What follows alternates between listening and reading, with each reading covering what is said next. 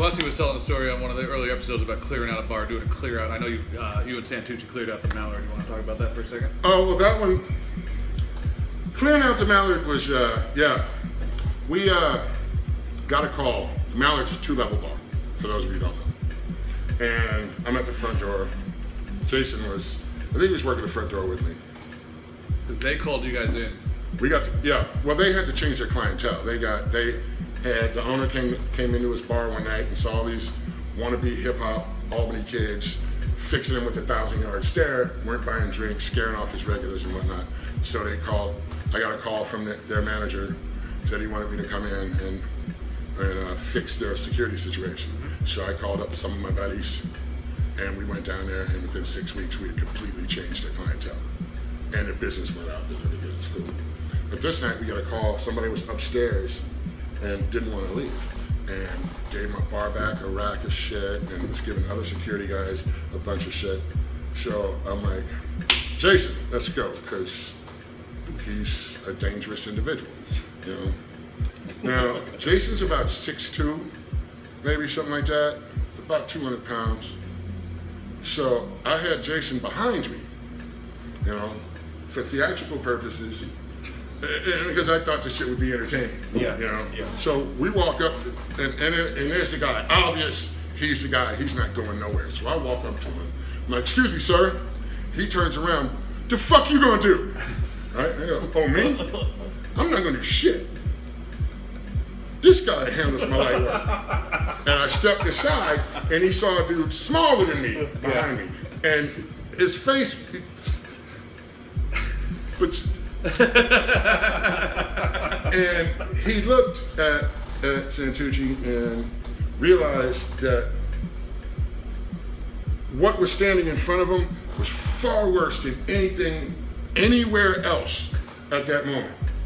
So he put his head down and very quietly and peacefully and, excuse me, sorry, I have to leave now. Just left the bar, and then me and Jason just cracked the fuck up because it was hilarious, you know.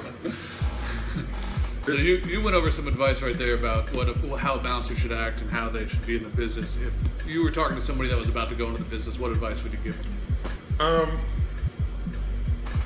Learn to listen to what the people you want to throw out are saying, because you might find something in there that will help you get them out. Yeah. They might tell you why they're being such a fuck up. You don't have to listen for long.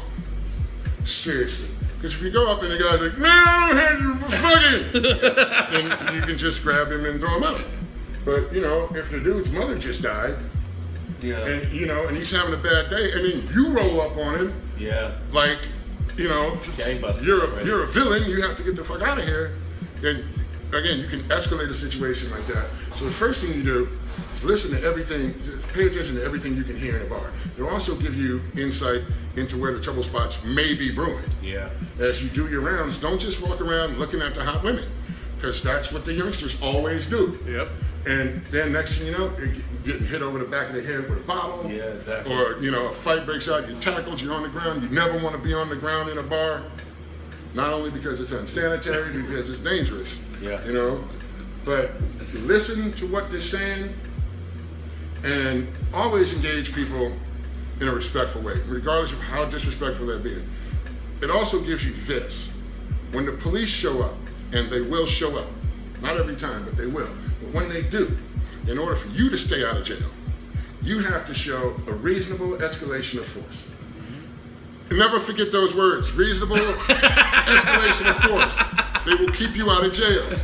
You need to be able to tell the police that I went up to this person, I asked them to leave, I told them to leave, I helped them leave, I broke their leg, if that's what it comes to. But it has to happen in a specific order, and it has to happen actually that way. You can't just say it. And when there are witnesses around, that's why you do it this way. So your witnesses who just, they'll see what you do, and they'll come up, and the police will ask her, and it's, yeah, the guy went up, he asked him, he was very calm the whole time, you know, and this guy just kept going off.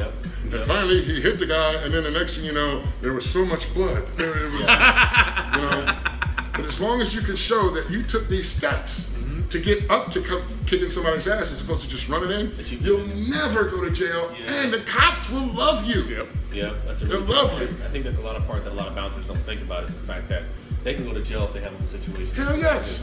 You know, it's always been on the back of my mind because I don't want to go to jail. So it's always been on the back of my mind. Especially not with 6 drunk motherfuckers that you have previously thrown out of bars.